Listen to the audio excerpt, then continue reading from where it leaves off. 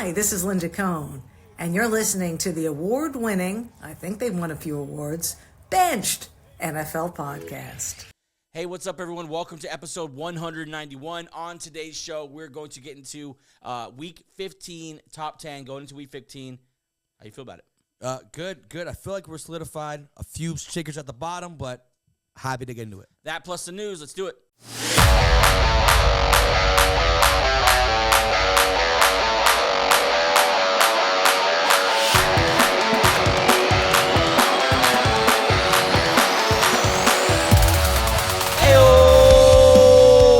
What's up, everyone? Welcome to the Bench Podcast. My name is Joey, joined, of course, as usual, by my brother, co-host, Angel. How you doing, man? Good. The voice feels back. Feels ready to go. I did the AO pretty solid.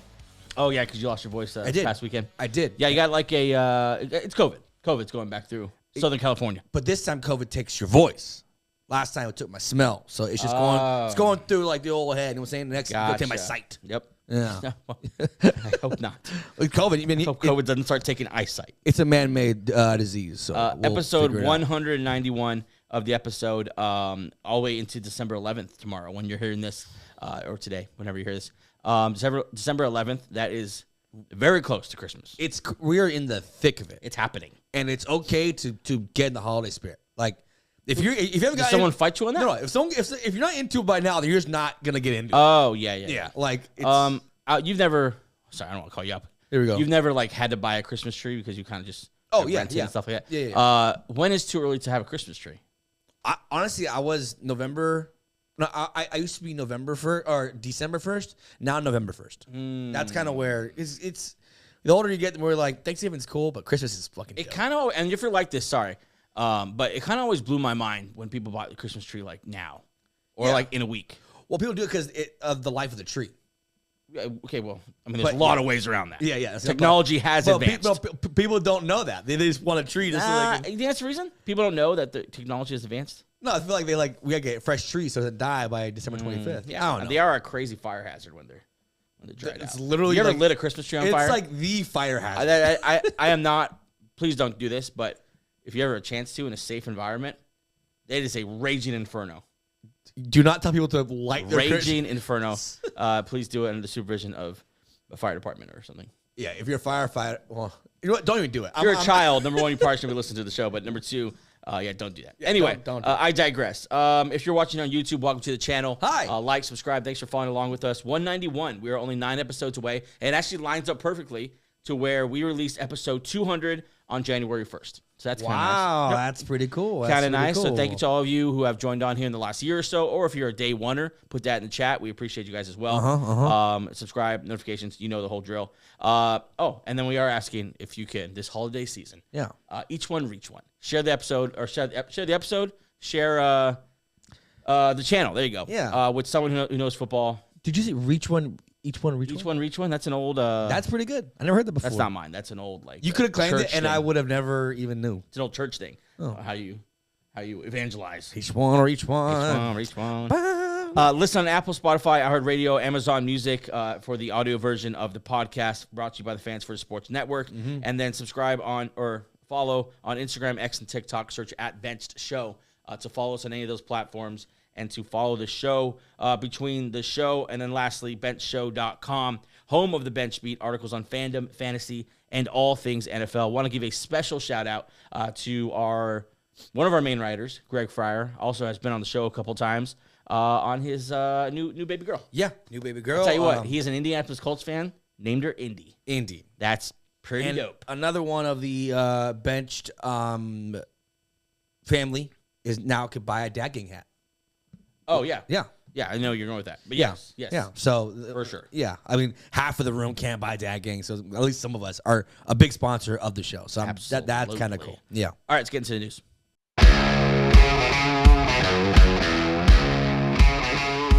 All right, let's get to the news. And, of course, in honor of little baby Indy, our benchedshow.com writer, Greg Fryer's little baby girl, this news segment is brought to you by Dad Gang Hats. Yeah. Use our code. It's up in the left-hand corner here. And get 15% off. Also, just a great gift as Christmas approaches. Mm-hmm. Great stocking stuffer. Yeah. A great white elephant gift. Yeah. It's just hats are just cool. Honestly, it's kind of like you can give it to a bro too. Like if you wanted to get your bro something who didn't even know what to get, like, hey bro, I know your dad. Your dad getting hat. It's a great gift for a new dad. Yeah, it's a great gift for a new dad because like rite of passage type thing. Exactly, because not everyone can wear it. Absolutely. All right, jump to the news here. Free agent cornerback Steven Nelson is coming out of retirement and signing with the world champion Kansas City Chiefs. The veteran cornerback had 4 interceptions, 12 pass breakups last season in Houston. He played pretty well last year at Houston. And Kansas City actually way back in 2015 drafted Nelson, where he spent the first 4 years of his career. Yeah. And so Steven Nelson, the rich get richer. They grab a cornerback. The defense is pretty solid, but this is kind of what teams are doing right now. Yeah. Let's stock the shelves. Stock the shelves, and like he's a good perimeter corner, which is what they would with plenty of starting experience. Yeah, he's playoff experience. So well rested. If someone were to go down, you got to imagine he stayed in shape if they're going to sign him like this. Yeah. So if someone were to go down, they have someone to step in if need be. The rich get richer, huh? Yeah, just what the Chiefs needed. Bucks star safety Antoine Winfield Jr. is expected to miss a few weeks with a knee sprain he suffered on Sunday against the Las Vegas Raiders. This is a huge blow for the Tampa Bay Buccaneers secondary. Antoine Winfield, one of the best safeties, one of the more underrated safeties in the league. No one really talks about him anymore now that Brady doesn't play there. But he's a great safety, can literally do it all. Be your center fielder, be your in-the-box guy. I love Antoine Winfield. They're going to be missing him for the next couple of weeks as they pursue an NFC South title. Yeah, they're only one game above the Falcons, so you got to think that this is a little worrisome, obviously. He's missed games this year, though, so it's been a injury-riddled year. But we don't want to overblow it, but it's going to come down to the wire. Oh, yeah. And so you're going to start looking at these marginal things. Yeah. What's going to swing momentum either way. But keep an eye on that. Hopefully he gets back. I haven't heard anything about IR yet. So instantly, whenever I think of him, I think of the peace sign to Tyreek Hill. He's awesome, man. He's awesome. Aaron Marov. God. Panthers rookie running back Jonathan Brooks retore his ACL and is out for the season per Dave Canales. I mean, there's nothing else to say about this, but it just really, really sucks. Yep. You won't see him next year. I doubt it. Maybe at the very end of the year, maybe. Or if they make a Super Bowl run next year. You won't see Jonathan Brooks, and I even would imagine they probably try to replace him this year. You don't really count on him anymore. And that just, I mean, it sounds like the locker room took it hard. He obviously took it hard. But, keep going. There are stories where guys work through multiple knee injuries, and Nick Chubb, do just fine. Or this year, J.K. Dobbins. So hopefully he, sticks in it. He's obviously a very talented back, and hopefully he's young enough to bounce back and retain a lot of that athleticism that made him so good. But yeah, Jonathan Brooks. And if you had him on fantasy, and you just held on to him all year because he was going to be your league winner. That just sucks for you too. Yeah, say you traded him straight up for Kenneth Walker at the beginning of the season, thinking that he's going to be your next year guy because you were in a rebuild in a dynasty. So you're like, I'm going to hold on to him all year, wait for the end of the year. He started getting touches. Yeah. And then he tore his ACL. And it's great. Football's fun. Yeah, sucks for him. They did sign Chuba Hubbard, which obviously they're going to rely on. But I think they want a stable of running backs, just 2-back system. So that's why I said I think they either draft a guy this year or they go and sign some. I mean, I would some veteran that can be the running mate with Chuba Hubbard. But yeah. Sucks, but yeah, Panthers are going to be. If it's any consolation, Kenneth Walker's not doing great right now either. He's hurt, and he missed last week, and they started off this week by saying he's going to go get some additional testing done. That's not great. And so if you have Zach Charbonnet, possible league winner there as you head into the playoffs. And shout out to all of you out there, bench warmers, who have made your fantasy playoffs and will now be just a nervous wreck the next 3 weeks. Yep, that's it's fun times. Fun times for fantasy. Cowboys standout pass rusher Demarvion Overshown tore his ACL, PCL, and MCL Monday night against the Bengals. Whoa. It's unclear whether or not Overshown will be able to play next year, 2025. One of the few bright spots of this Cowboys team, this Cowboys defense. He was really turned into like that next great Cowboys linebacker. Speed, agility, can rush the passer. Like he could do it all. So this is obviously it's hard to see, and just a disaster season continues for the Cowboys. Yeah, I think his first year he was hurt. He came back this year. Yeah, was really showing. He's like a long, lengthy, versatile athlete who's good at football. He reminded me of like an Anthony Barr back in the day, like kind of like a jack of all trades, master of none. Like he pretty good. But this sucks. Cowboys, they're like, I guess if you were to, Micah Parsons weren't going to happen, it'd be nice to have this guy in your back pocket. Yeah. Like, we could build around this guy. But now that he's hurt, this sucks. And next year, this late in the season, you don't really count him for next year, so this sucks. So much for that we're back thing. They lost to the Bengals. Yeah. Lost their starting middle It's just, linebacker. there's some teams like them and the Niners just can't. There's so much stuff that happens. There's a couple teams like this where and I know it's going to be a lot of fantasy stuff today because there's a lot of fantasy going on. Where I'm interested to see like a team like the Cowboys, because CeeDee Lamb's obviously hurt. They have Rico Dowdle going there right now, doing pretty well. I'm thinking of the Bengals if they get eliminated here in the next week or two, because they could have got eliminated last night. And then what are they doing? Are they playing Burrow and Chase? So I wonder if we're going to run into a situation where key players aren't going to be available in 2 weeks when you're playing for your fantasy championship. Oh, damn. Yeah, probably. Bengals would be the main one, really. Yeah, Bengals. I'm trying to think. I know there's other teams. I'm just not thinking of them right now. And then, but like the Cowboys. The Cowboys, though, if they keep losing and they're out. Falcons. If the Falcons get eliminated, they have a lot of fantasy pieces there. Yeah. Man, they turned into fantasy talk. Yeah. I literally just said, you're looking at me. You're doing that thing where you look at me, but you're not listening to what I'm saying. I was just thinking I was thinking about what guys are on my playoff team, which is Chase Brown. He's a fantastic running back. Anyway, just keep an eye on that and prepare accordingly. Let's move ahead here. Falcons head coach Raheem Morris reiterated today that Kirk Cousins will remain the starting quarterback, saying he has earned the right to right the ship. Atlanta faces the Raiders on Monday Night Football, Week 15. Michael Penix Jr. so far staying the backup. I know how I feel. How do you feel about them? This is his last sticking with Cousins no matter what. His last chance. The world's watching against the Raiders. They aren't very good. Oh, that'd be bad. If you lose and look bad doing it, I don't know how you keep on saying he has earned the right. Like he's played bad the last 4 games, but you keep losing and you're only 1 game out of the playoffs.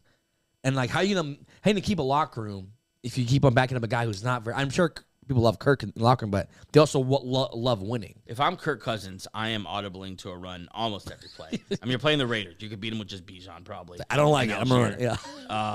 And you can survive one more week against the Raiders, because I think even if you get into a situation where you're winning ugly against the Raiders, I think then it's not the nudge over the cliff, but it's a nudge a little closer for the next week. Yeah, it definitely doesn't help you. Yep. I think Kirk's days there are numbered for sure. Yeah, and the old man Achilles thing didn't go well this year. Well, I was watching some stuff. I watched a YouTube video on Cousins, and I think 14 of his 15 picks come from in the pocket because he doesn't move. So all his picks are from in the pocket. Yeah, he's a statue. He's not like he's been a great athlete, but he's been able to move a little bit. But he's just becoming so predictable for defenses. It's just that's why that, and he has no drive off that back leg. Obviously, he's just it's all arms, all upper body, and he's not the most physically gifted quarterback to be able to do that. So yeah, I think his days are numbered, and I think I think his recovery has not gone anywhere.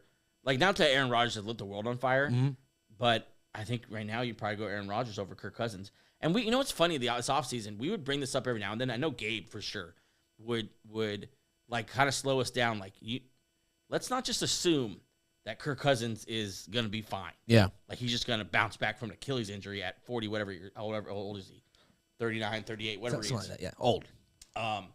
And yeah, I guess we should have been a little more cautious here because both those guys have not looked anywhere near what we had hoped they'd look like. And looks like Michael Penix is going to hit the field here soon. Yeah, he probably should. I mean, I'd give Kirk this game. This would be his game, prime time against a Raiders team that's not very good. If he doesn't do it, I'm making the switch. I got to get some life in this team. Look for a playoff push. I heard who was Bill Belichick? No, I heard John Gruden talking about this situation, and he kind of brought up an interesting point too. He was basically saying that Kirk Cousins has been struggling for a minute. Last 4 games, 4 losses, 8 interceptions, no touchdowns. What if Penix is just not very good? Because the Falcons have had eyes on him, obviously, since they drafted him. And they're going to know a lot more about Michael Penix than any of us. We just assume, oh, yeah, bring him in. He's going to give them a spark. He's going to be it's going to be an upgrade. We don't know that. Yeah. We don't know that. Yeah. And the Falcons seem pretty hesitant to put him in. And so I wouldn't be counting on that if I'm the Falcons. So, we always have Michael Penix to come in and save the day. Pump the brakes here. Kid has never thrown a pass in the NFL game. Yeah, that's a little pessimistic. I mean, he's the top. So we should assume that he's going to come in and light the world. I mean, he can't be worse than what Kirk Cousins has been. Yes, he can. That's the problem. He definitely can. Rookie quarterbacks come in and they look worse than Kirk Cousins does right now. But I think even if he makes like a crazy play, I think the spark will be like. I think you need something to. If it keeps going like this, you need something to wake up this team a little bit. This team just feels like a sleeping giant because you've seen it. You know, when Kirk was playing good in the first part, they beat Philly. We forget like when this team is flying high, no pun intended, he's able to keep up with these top teams. So like I'm saying, like if we can get some kind of spark like that where they can raise the level of play, they're only a game behind in the playoffs. Like that's why I'm like, I mean he could be that close. spark, but I'm just saying like let's not put that on him right away. Let's not expect that. What would you do? I would make an evaluation with the information you know. So you've had eyes on Penix. If you think that give you a spark, then I think you should have done it yesterday. But if you don't, then I understand holding it out with Kirk and giving them the chance, like Coach says, to right the ship. I totally get that because you're just hoping that he can find it somewhere or find a way to manage his new body, his new limitations, and to make this team, winnable enough. Yeah. But there's been games where he's looked better than he has the last couple days. Yeah. So I don't know. It's a tough situation. You might be forced to go to the kid. I'm just saying, let's pump the brakes on the savior is on the sideline. Let's go to Michael Penix. I'm sure a lot of Falcons fans are already thinking like, why aren't we going Michael Penix? Put him in the game. Then we were one of the top offenses in the NFL. You don't know that. He could legitimately be worse than Kirk Cousins. We do not know. Yeah. That's just the truth. And we've made that mistake with rookie quarterbacks before. Eagles defensive end Brandon Graham confirmed on a radio show, I believe on Monday, that A.J. Brown and Jalen Hurts are indeed beefing. He said this, I know 1 is trying, and 11 could be better with how he responds to things. They were friends, but things have changed. Dov Cliveman says this, Eagles star wide receiver A.J. Brown seemingly takes a shot at Jalen Hurts. When asked after the game what the team could improve on, A.J. Brown simply responded, passing, which there's only one guy on that team who throws passes. And so a lot of people are taking this as just a direct shot at Jalen Hurts. Go ahead. How do you go? No, I want to see the outsider perspective because I feel like people are getting caught up in I feel like this is pretty headlining stuff. I thought this is a pretty simple fix. I feel like just give him 4 more targets, give him 8 targets a game, and you're fine. Like I feel like they need to concentrate the targets a lot more to A.J. Brown. I thought that's not a big deal. Why? Because just to avoid this. I mean, you could win. You could win like what? They won 8 in a row. They don't need to change a damn thing about the offense. Well, if A.J. Brown doesn't like the targets he's getting, he needs to shut up or he's going to be shipped out of town next year. We don't need A.J. Brown to win. We can go get another receiver. But Stephon Diggs. Go talk to Stephon Diggs. This is Stephon Diggs last year. They won 7 in a row. Bills are right on top of the world, and, I'm not getting my targets. I mean, Eagles are on top of the world right now, on top of the NFL world. I think they're the best team, but people they're at least in a top 3. You don't change a thing. You don't start funneling targets to A.J. Brown. You win football games. You play to win the game. That's you don't start trying to get the ball to one guy. Yeah, if he's open, cool, but do exactly what you've been doing, Jalen Hurts. Like, do exactly what you've been doing. You're not turning the ball over, probably because you're not forcing it to one guy anymore. You're just hitting the open guy.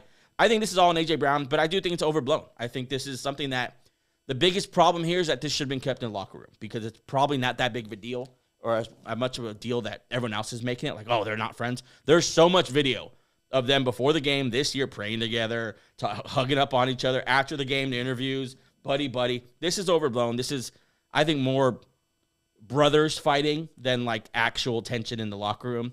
I think it's much ado about nothing, but I get why people think it's a big deal. Brandon Graham should have never won a radio hit and said what he said. That's for sure. But I'm not too worried about it. I would be worried if we come out this next game and the offense is different because A.J. Brown said something. That's when I'd be a little more worried because I'm like, who's running the ship here? I think it will be. I think they're gonna over target Brown. This just sucks because like you said, the Eagles are right now. People are debating Eagles are Lions' best team in football, and Lions you'll hear anything about targets or whatever. Yeah, and you would like to think that you're one of them, but I didn't know he was like this. I didn't know A.J. Brown was this kind of whiteout. I thought he was very. Yeah, I mean his numbers are very, very down this year. As is Devonta Smith. It's just not a lot of passing because we have what might be the MVP at running back. Yeah. Like, to me, that's why, to me, it's just like, shut up, dude. You could say what you want. Just shut up and go out there and run a slant route, get a first down. I don't care if you're happy. I don't. I'm not an A.J. Brown fan. I'm an Eagles fan. And if you don't want to do what's best for the team, then there's the door, buddy. See ya. Man, that's tough role, but yeah, it's. You want to win a Super Bowl or not? Or do you want to be the Bengals? It just sucks that this came out on an 8-game winning streak, bro. Like, just shut up for and then in the offseason, see if you can whatever. I don't know, do something. But this just creates like media attention they don't need. Yeah, I mean, it's unfortunate that it came out. It should have been handled in the locker room. It's weird that Brandon Graham was the veteran. I think he was I listened to the whole interview. I listened to the whole podcast, and I think he was trying to give people an idea, like an insight to the locker room, because it came off as like, oh, they were friends and now they're no longer friends. What he was saying, if you listen to the whole clip, is that they were friends before and now the relationship's different because they're also coworkers. So like, hey, yeah, they were friends, but now everything's different. Like now, like this is the quarterback, and this is the superstar receiver, and so they have to manage that new aspect of their relationship. But people just took that one little quote and ran with it. I mean, and pretty grabby. It's pretty grabby, but. Yeah, surprised Brandon Graham did that. And I think it is interesting, though. It is a fair point to point out where a lot of leadership left the Eagles last year. And Jason Kelce, Fletcher Cox, those guys. Brandon Graham probably not as present anymore because of the injury. So I am looking like who's going to be the leader here, who's going to be the one who kind of rights the ship there for the Eagles. I don't think it's a huge deal, but it is something like let's keep an eye on this. And let's keep the shit in the locker room. Let's not go. For sure. Yeah, let's. Sure. I'm sure there's storylines on the Chiefs, on the Lions, where you don't want to get out because these are a bunch of grown ass men. They all, you could say you're unselfish, but they all have incentives. They all have all pro aspirations or Pro Bowl because you get paid, you get money for each thing. And that's probably why this is probably a little bit of what this is. If I'm Nick Sirianni, I'm sitting these two down, or I'm sitting the whole room down. And I'm saying, first of all, don't say shit. First of all, this. Going to the media is not the ticket. No. That's not how we're going to win a Super Bowl. That's not how we're going to fix this situation. That's not who we are. It's not what we do. I don't care that's A.J. Brown. Like, I think you need to have some little tough love there to start with. And then I think you fix it. You explain to them, like, this is what's happening. Here's how teams are playing us. Like, it's just, I am not at all on team full to A.J. Brown. You have Justin Jefferson over there saying, if they all guard me, then everyone else can eat. You have the best receiver in the league saying that. I'm not going to change our offense for A.J. Brown. No, buddy. See ya. Not going to do it. It's. We want to win Super Bowls, not get you. You already got paid. Yeah. We paid you. It's weird. Like I don't weird care. Timing. I mean, there is also like a super competitive guy. Yeah. Right? I'm saying that. He wants to be involved. Yeah. He wants to be part of the winning, and so that I'm sure that is frustrating. So I don't know. I think a little overblown, but I get it, and I'm definitely paying attention to it. Yeah. All right, take a quick break. When we get back, we're getting to Angels Top 10 going into Week 15. Be right back. Hi, this is Linda Cohn, and you're listening to the award-winning, I think they've won a few awards, Benched NFL Podcast.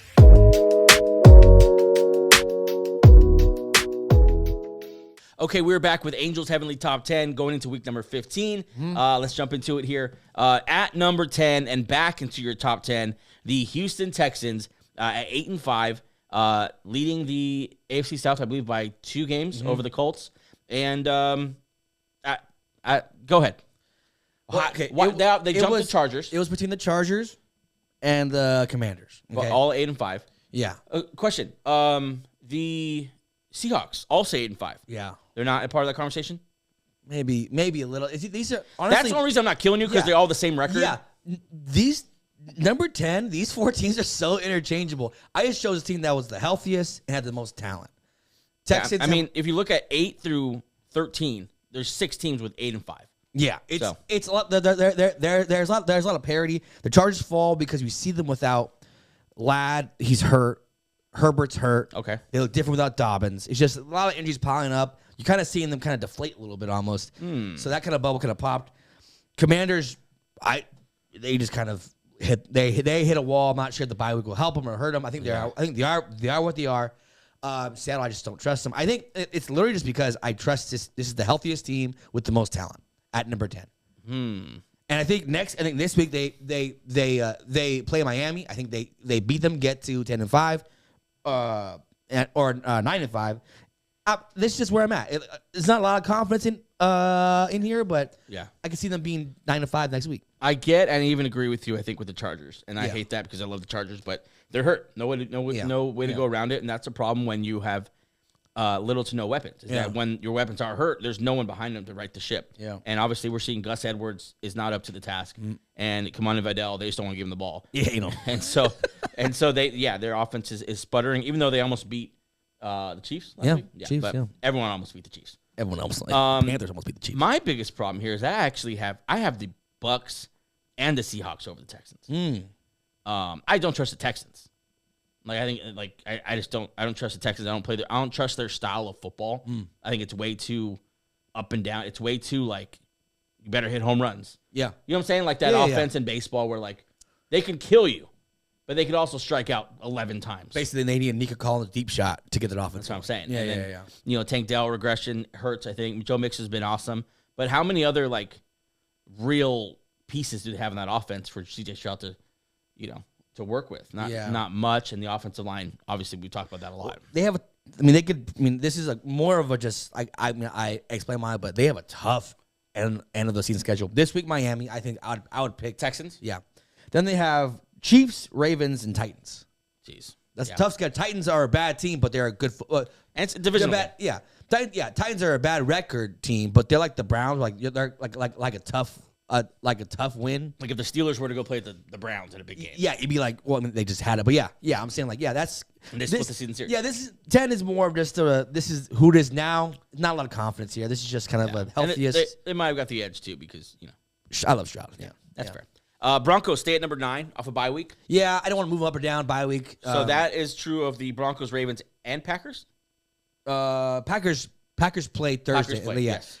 Ravens were number 8 last week, and so were the Broncos. Ravens, Broncos in a bye week just stayed. CSM. I don't switch them because Ravens kicked our ass when we played them, so that's kind of where we're. So we'll leave that alone. Yeah. We'll see what happens this week. Yeah. Packers lose, and they stay put. Is that because they lost to what might be the best team in the league?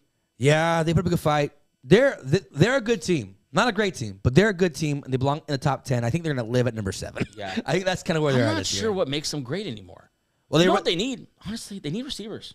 Yeah. They don't have dominant receivers. I think the experiment is over. It was the wideouts. Let's just see one of them emerge. I like Jaden Reed, and that's literally it. I like Dobbs, too. I think he's a good 3. Yeah. In his place. Yeah. I think Christian Watson, I'm good. Get out of here. I guess keep him around because he can do some stuff. Gifted. I think he's a lot more MVS than I think people want to. That's literally the comp. Yeah. And other than that, I think you need a dominant. You need number 1. They need T. Higgins. They need some of these wideouts to come in. Yeah. They need to break the bank for a wideout because that's what they need. They need another option to passing under the weapon. Every other team in your top 10 has double-digit wins already, with 4 games left in the season, which is pretty impressive. Yep. Let's start with the Steelers at 10-3, number 6. They keep winning. They're kind of like Vikings. I flipped the AFC to me. I flipped the Steelers and Vikings this week. Yeah, they're to me they're a lot of the same. Not the way they play or anything like that, but my belief in them. Exactly. And the only reason why I flipped them was because the Pickens injury is looking like it's a little bit more significant. Right. And my thing with them the whole season was they only have Pickens as far as a pass catcher. Yeah. So that might come to hurt them once they play the Chiefs or the Bills. That's what I'm a little worried about that. Vikings, it's hard to ignore. it's just the elephant in the room. The Vikings keep winning. They keep winning. Sam Darnold is getting better. Yeah. I heard who's the ringer guy, the main guy. Oh, the old ESPN guy. What's his name? I can't remember. Rosillo.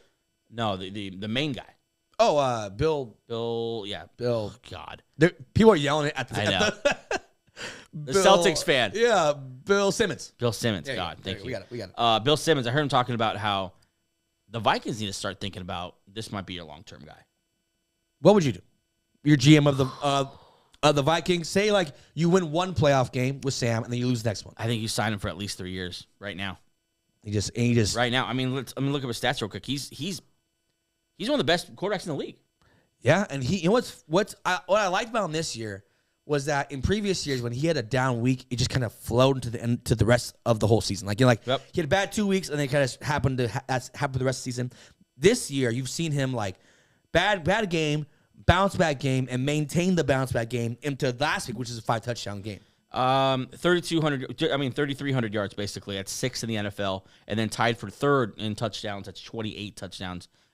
Just 10 interceptions. He's been really, really good. Has shown great chemistry with all of the weapons. Like you didn't see Kirk Cousins always connect with Jordan Addison. No. You know, he kind of had to choose. This guy's everyone's eating. Yeah. And to your point, when Jefferson got hurt and Addison had to be the guy, obviously you saw his numbers go up. But when it flipped, it was a lot of Justin Jefferson. Addison kind of was the back burner, and Hawkinson. You know what I'm saying? Like, I agree with you here. It's he really spreads the ball out, and if they're all unselfish about this, about pass catching, there's so much talent on this Vikings team offensively. Yeah, if you could hold on to Brian Flores, I mean, I'm not obviously who knows what they can do this year. I'm not putting a cap on there on what they can get done this year, but if you hold on to Brian Flores and bring back Sam Darnold and all these weapons, Hawkinson full year off a ACL, fix this O-line as best as you can. Aaron Jones is good still. I mean, I don't know. It's smart to move on. No. Like, how do you move off of a guy with those kind of numbers? How you let him just let him walk? Yeah, how do you move off of him and just trust that I love J.J. McCarthy. Yeah. I want him to be great. I love his athleticism. I love how he flashed in that preseason game, but you just don't know. I know. You don't know. And here you have a guy who's only 27 years old, younger than Joe Burrow, and he's having a career year. So theoretically, he's entering his prime. 27, yeah. And you can have him there and pair him there with Kevin O'Connell for the next 3 to 5 years and make a little run here. Yeah, it's interesting. I would keep Sam, but McCarthy's just that. I mean, he's young enough. McCarthy's like what 21 years old, or he's 20. So you can keep a couple years. Yeah, put him on the Jordan Love plan. Jordan Love plan. You start at 24. You sign Sam Darnold right now. You go 3 fully guaranteed years. Yeah. Pay him, reward him, and then pay him so that the team respects him. Yeah. Don't bring him in. It's like it was obviously a bridge contract. No, bring him in so that the team knows this is our guy for the foreseeable future, and then take your chance. Kevin O'Connell and this guy seem to work, and I think you stick with him and just let McCarthy cook. And NFL just has a way of working itself out. Yep. Look at what's happening with Atlanta Falcons. Everyone was all, how can they draft Penix? And Kirk Cousins is going to be here he's going to be the starter for 3 years. We were saying that in the offseason. Myself. I was saying like they signed him for 3 years. There's not a chance in hell he's a starter next year. Yeah. No, he's done. Yeah. Stuff in the NFL just seems to work itself out. Just keep the talent in the building. Don't let Sam Darnold go. I mean, you agree? Yeah, I agree. Keep Sam. Poor J.J. McCarthy. Yeah. This is how savage the NFL is, dude. Yeah. Chiefs at 12-1 at number 4. Man, I just don't feel good about the Chiefs. I think, remember that year when the Steelers were like undefeated for their first 11 games? Yeah. And you're like, you're undefeated, but I don't really believe you. Right. This is how I feel about this team. I know I'm not comparing those two teams. Yeah. I'm just saying, like, I don't trust that you can just keep not getting lucky, but having luck on your side at the. You know what I'm saying, like, it's Every just single time, yeah. every single game where you get block kicks or field goals that dink in or offsides or whatever you got to do to win the game. I don't think you keep going. And when you face the Bills, you get your ass kicked. Right. And the Bills are a legitimate team who might have the MVP this year. That's why I'm like, I just don't trust it. They're a good team. I mean, even if they face one of these bottom teams that get into the playoffs, I'm talking about the Colts, Broncos, Chargers, and Ravens. Like, I wouldn't be confident against the Ravens. I wouldn't be confident against. We just saw the Chargers. That's going to be a coin flip down to the end. Broncos was a and they didn't even play the Chargers with the full strength, like roster. Like, so I think that's a tough game. Broncos is going to be another tough game. Down to the wire. And then I think maybe favorites over the Colts pretty easily, but I think either a one and done or a loss in the second week of playoffs is the future here for the Chiefs. Yeah. I'm not buying it this year. And it's weird because they weren't great last year either, but I didn't have this kind of pessimism toward them. Yeah. I kind of believed it still, but this is it's hard to see this continue. If this continues and they go to another Super Bowl even, like I will never doubt them again. Yeah. No matter how the season's going, but just this seems like it might pop. Yeah. At any moment. You're going for a three-peat and just a war of attrition. Like your just roster isn't quite making it that far. Yeah. Yeah. Bills at 10-3. Yeah. This top 3 is ridiculous. They're great. This top 3 is freaking ridiculous. You could literally put any team at number 1. Yep. And I'm like, oh, yeah, I buy it. Right now, the Bills are technically tied for second place with the Pittsburgh Steelers, both at 10-3. Buffalo Bills with the tiebreaker over Pittsburgh based on strength of victory. So, little note there. Yeah, Bills. So Josh Allen, like we said last show, this is your year. I think this is the year you win it. I think he might have locked up unless Saquon, which he has another one of those like LA games. Yeah. It might be kind of fun down the stretch here just to see these two one-upping each other. Yeah. Just back and forth because it's come down to these two. Josh Allen was which is fun. Josh Allen was freaking magical in LA. I think these are two guys that pretty much everyone's rooting for, right? I know Eagles fans maybe make some. Oh yeah, Giants. I'm just saying. Like I know maybe the Eagles will probably rub a lot of teams the wrong way, so maybe not rooting for Saquon. But I think everyone pretty much likes Saquon. Yeah, like he's a pretty likable guy. Yeah, for sure. And then everyone, Josh Allen, pretty much, unless you're like a Chiefs fan or Bengals fan or whatever. Yeah. But yeah, I think it should be a fun race going down the stretch there. Bills at number 3, Eagles at number 2, sitting there at 11-2, tied with the Vikings actually. But yeah, Eagles there at number 2. Number 2, AJ Brown, shut up. That's all I have notes for this team. AJ Brown, shut up. Shut up. Stop, man. Stop, AJ Brown. We're winning. Sometimes. Do you remember last year when you were an All-Pro, whatever, and we were losing? Yep. God. Like, shut up and learn. I think they'll fix it. They have time. They have time. Big Dom. Big Dom, go see AJ. A little one-on-one. Go see it. Take him for a pizza. Take him for a drive. Yeah. Don't say where you're going. Nope. Get in the car. And just in case there's something there, put Devonta Smith in the backseat. Take him too. What's he going to do? Just in case they've been talking. And he is significantly smaller than both these men. I'm just saying that's why you put him in the backseat. He's not a threat. Yeah, just put him back physically. There. Just so he's a little nervous. He's more of like the mental side of exactly. Things. Yeah. Eagles, I think, a firm number 2, and I think it's a 1A, 1B situation there. Football wise, it's very. These teams are very like so. Lions are number 1, obviously. Yeah. Football wise, it's very hard to nitpick both these teams. Who's better at what? It's just they're just good football teams. Yeah. Like the Eagles. I can't wait for them to play. It's like it's gonna be. I hope they do play. On paper, right? You're like Eagles have 2 rookie quarterbacks and a bunch of like guys who are proving it this year that they could be stars. They should be this good, but they're this good. It's a great like confluence of just enough veterans because you have Slay playing well. Yeah. You have Milton Williams, kind of a veteran presence there in the middle. You still have like who's a veteran now in Mailata. You have old Lane Johnson there. Then you also have, like you said, a couple guys proving that hey, Nolan Smith finally arrived. Nakobe Dean finally arrived. Cam Jurgens actually can fill in for Jason Kelsey. It's just fine. Yeah. You have that, and then you have some superstars, and then the rookies. I think when you get the rookies to step up and do what the Eagles rookies are doing for them, it just makes a huge difference for your team. Look at the Rams. Also, GM wise, it's cost efficient as hell. Now you can keep paying these guys. If you have rookie corner in about 4 years, you're going to be screwed. But right now, you're pretty good. And then the Lions defensively, like to get to the Lions now, the same thing. Have these guys who just believe in the team. Yeah, they're a good football team. Like you can't really. There's probably no all pros besides Branch on the defensive side for the Lions. I mean, Curry Joseph is tied for the lead leader. Yeah, he's probably gonna. So, maybe. So the safeties, but like I'm saying, like the front, like you don't even know these guys. They just believe in this team. Yeah, I mean, probably you're probably right. I mean, I'm not sure what the league as a whole thinks of Lee McNeil and did they get DJ Reader? Yeah. Yeah, those two guys. I know they're dominant football wise. I'm not sure if they're like accolades type guys. Yeah. But yeah, I mean, I'm trying to think what the biggest weaknesses are for this team. I think for the Lions, it's the health of their defense. Yeah. They've taken some major shots, right? Keep taking shots. Offensively, I'm not sure if they have a weakness. This might be the best offensive football. Yeah, I'm not sure if they have a weakness. Smooth. They could do whatever they want. They could beat you in any kind of game. Who would have thought that Jared Goff in his career would lead the most balanced offense I've ever seen him. Yeah. It's the most balanced I've seen since I don't even know. I do want to see Jared Goff get it done in the clutch. Like I think that is maybe you call it a weakness if you're not. Weakness or not. But we've never seen Jared Goff like get it done in the biggest games. We'll see. You know what I'm saying? Super Bowl he lost, so that's he's been to the Super Bowl. Though, yeah. That's what I'm saying. I'm not saying it's a weakness, but I do want to see that. But these teams won. So Lions, Eagles, and Bills are just in a different stratosphere right now. They're just flying high. It's hard to choose these three. And then the other side, I'd say the Eagles are now really hurting this in the safety. Yeah, safety. They're very hurt. They're playing a lot of guys who shouldn't be playing there. But as far as weaknesses, I think that's what I point about those two. Bills are getting healthy.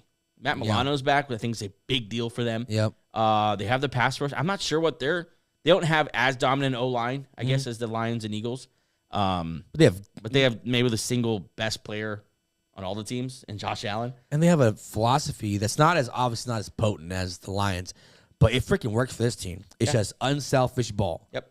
Last week, James Cook had a terrible game, and you don't hear anything about James Cook. You don't hear anything about these running backs not getting chances because we won. Josh Allen, we win. Well, you lost in the Rams, but still, like, even in losses, you don't hear this shit because you know Josh Allen's going to be our leader guy. Josh Allen and the team. Right. That's what you like. It's just this Bills team is Stephon Diggs team is pretty damn good. Right now, as we sit, they are the second highest scoring offense and the 8th ranked defense. The Bills, So, the Bills. So when you can get it, I think both these teams are probably something similar to that. Just 2 elite units on each side. I think that's kind of what separates them in this whole list. Because after that, it really falls off. The Chiefs have a great defense, not a good offense. The Vikings are interesting though because they could have so weird. Like they have 2 elite units. They really do. They really do. They just had some really head scratching losses this year. Yeah, and then Where you're like you don't really know how to explain that. And then no matter how much you convince yourself, you watch Sam Darnold. You're just like, it's Sam Darnold, though. I know we have, by the way, about Baker Mayfield, and he proved everyone wrong. Right. So if he just proves everyone wrong, then we just look stupid. Now take that L. Yeah, I tell you, it's not an L for the elder statesmen of the NFL this year. Yeah, they're eating. They're eating across the league. The running backs are. The quarterbacks are. Running backs, dude. They're all back. Good with the running backs. Derrick Henry, Saquon Barkley. Yeah. I'm sure I'm missing some more, but like namely those 2 guys, proving like, pay us, and we'll literally run your offense. Joe Mixon, there you go. We'll literally run your offense or Josh help Jacobs you. Josh Jacobs. It's just like these guys who got paid, and like, why are you paying running backs? You go, you draft a running back, and like, I don't think you can. I mean, just in the top 10 here, I'm looking at retread quarterbacks who are getting it done in their second, maybe third chance. You obviously look at Russell Wilson. Yeah, Probably the comeback player of the year. Sam Darnold. Mm-hmm. I mean, Goff is Jared Goff. Well, Goff is like the one now. Yeah, because he was like a Jared throw-in in me. And then throw in Baker Mayfield and throw in Geno Smith. Yeah, all guys around the top 10. Like it's just these. I mean, that's what I'm saying. Like you never see these first round talents that flamed out because they're bad. Because usually when you're drafting high in the first round, not only you're a bad team, you're a bad organization. Let's see how much the coaching has affected this though. Yeah. Okay, so Goff went to the Rams. He went to the Super Bowl. I think that's a win-win for both teams. That's such an even trade. Yeah. Besides the Super Bowl win for the Rams. Sam Darnold went to the Jets. Wasn't he there with Baker Mayfield? He was there with a lot of people. And just no one could succeed there. It just matters where you get drafted. Yeah. That's what I'm trying to say. Yeah. And then, Russell Wilson obviously flamed out with the Steelers or the Seahawks. Mm-hmm. Last year just wasn't a good fit because Sean Payton literally hates him. He literally hates Russell Wilson. And then, Geno Smith, same thing. Oh, Geno Smith was the one there in the Jets. Yeah. So, it just matters. A lot of Jets. Huh? Matters where these guys go. Yeah. Jets suck. Jets are just really good at ruining really good quarterbacks. Aaron Rodgers is the last victim. Okay, who's the most likely current bust that we can see maybe rediscovering himself and being a really good quarterback down the line? Immediately, Trevor Lawrence comes to my mind. Bryce Young has been playing. Been playing well. Anthony Richardson has been playing well. Yeah, but these teams they haven't moved teams. So talk about guys who flamed out and are like on their way out of their first team. I mean, Bryce Young was there. He kind of like he raised from the dead. Like he was gone already. I think the benching. Yeah, he was. Yeah, people are writing him off. Already. Andy Dalton was like on cloud 9. Now you don't hear about Andy Dalton. Yeah, good for these guys who just got benched, took it like a man. You didn't hear any drama from Anthony Richardson, any drama from Bryce Young. They're just like, all right, whatever. They came back because you're relying on Joe Flacco and Andy Dalton, and that's what happens. Yeah, you're back to so. Maybe give these guys a couple more years. What I can say is Drew Lock will not be one of these guys. He sucks. He's ass. I watched Drew Lock play 2 games Zach now. Wilson. Drew Lock is terrible. I don't know how he's still in the league. You're going to get this on a Wednesday. There's a big Thursday night football game. We won't preview it, but I did want to look at real quick a couple of the huge games. We're not going to jump into them at all. Yeah. Just like it kind of just what's your appetite for just, Friday's episode when we dive into these. Put your toe in the water. Rams-Niners on Thursday is a huge game in the division. Yeah. I'd imagine the loser of this game, well, if the Niners win, they're at 7-7, and the Rams will be 7-7 as well. So it's the Niners' chance to kind of climb back into it. Yeah. It's a big opportunity for the Rams to put some distance between the people chasing them and get a little closer to the Seahawks, 8-5. I'm looking here. I know there's some big ones. I was going through it earlier. Broncos-Colts. I'll mention that one. Huge game. Colts fighting for a wild card spot while the Broncos trying to defend it. Big game. Broncos could pretty much put it to bed, right? Well, we almost know the AFC playoff teams already. Well, there's another 7-win team. I'm blanking out now. There's another 7-win team in the AFC that just emerged on that. So now there's 3 teams battling out for it because the Ravens, Broncos, and Dolphins. No. Yeah, Dolphins are now the team. Colts, Dolphins, both at 6 wins. Broncos and Chargers. Yeah, there you go. And Ravens at 8 wins. Yeah, so that's what I'm saying. Like, if the Broncos put another loss on the Colts, who are the Dolphins playing again? Texans. And if they both lose this week, it's pretty much set. I mean, they're going to be 3 games back with 3 games left. So it's then the Ravens are. It's almost already done, to be honest. Ravens, they're the team that's like a why you down here kind of team. Yeah. What are you doing down here? With Why us? are you down here with the wild cards? We're just fighting for our lives. And you have a Lamborghini pull up. Yeah. What are you doing here? That's Derrick Henry. That's Lamar Jackson. What are you guys doing down here? We'll wait. Well, I'm just saying, like, if they flame out again, like, what do you do if they miss the playoffs? Well, they're not going to miss a play. They're not. God. What do you do if the Ravens miss the playoffs? And what can you do? You paid Lamar. You just building us around Lamar again. Do it again. You know. I don't. That'd be crazy. What else do you need? I mean, I guess you would need I'd probably try to go fix a defense. You know, you probably get like a Deontay Johnson kind of wideout. That'll fix your team. That's the thing. I don't know what else you add to this offense. I think it is what it is at its peak that it can be with Lamar Jackson right now. Yeah, and it's really good. I think you need to at times. I think a defense needs to be stronger for this team to soar a little higher. I think for them to be last year's like elite team, I think the defense. Mike McDonald made a big deal. That's right. Yeah, we're seeing the loss of him. Yeah. So that's the AFC playoffs could be pretty much wrapped at the end of this week. I know Tampa playing. That's a good chance for them to get some. Let me pull back up here. Yeah, Tampa is 7-6. Obviously, right behind them is the Falcons, kind of reeling. Buccaneers and Saints are obviously not Buccaneers Saints. Panthers and Saints kind of are. Oh yeah, there's another good one. Tampa's playing the Chargers. Yeah, see both teams fighting for kind of playoff. Huge game. And the Packers are playing the Seahawks. It's good football on this. Those are really good. It's basically the playoffs because everyone's fighting for positioning and fighting for. Eagles are playing the Steelers. Yeah. They're both like trying to get a number 1 seed still. And say the Ravens win and Steelers lose, then you only have one game dividing the AFC North winner. Yeah. Yeah. And then Monday Night Football, you had another doubleheader. Do you know that? Why did they do this? Who is it? Well, one of the games no one's going to watch except people in Atlanta, people in Las Vegas. It's going to be Raiders-Falcons. Oh, what a... The other game is Vikings-Bears, which is fun. Vikings. You want to watch the Vikings for sure. Yeah, and I want to see the mess that the Bears are. Bears, who they get killed by last year? Or last week? The Bears got killed by something. They got killed. They got killed last week. The Niners. The Niners killed them. Niners were hurt everywhere. That's bad. Bears are the Bears. They need a coach. I mean, they're going to get a pass because of Eberflus. Yeah. It's basically just a wasted. You see that you waste Caleb Williams' development under a bad regime. Yeah. I mean, Caleb Williams could be a guy too.